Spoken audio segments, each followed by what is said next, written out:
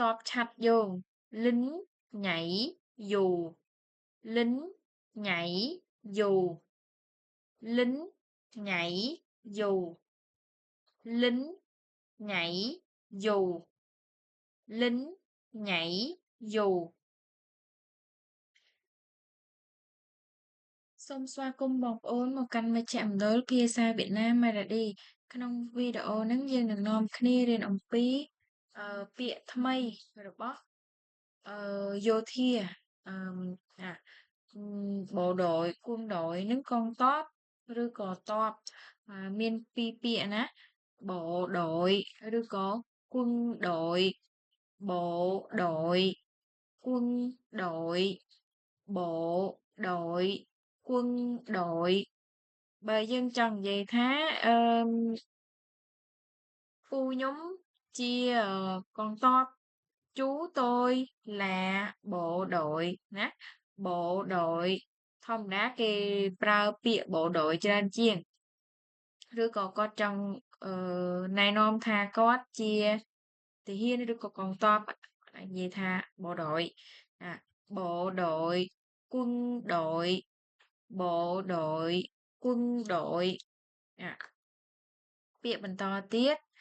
យើងមានតបឆាត់យោង lính nhảy dù lính nhảy dù lính nhảy dù lính nhảy dù lính nhảy dù tọp chừng tức nhưng mình pi bịa thủy quân rư có hải quân chả nơi Việt Nam cái pra bịa hải quân tràn chiên hải quân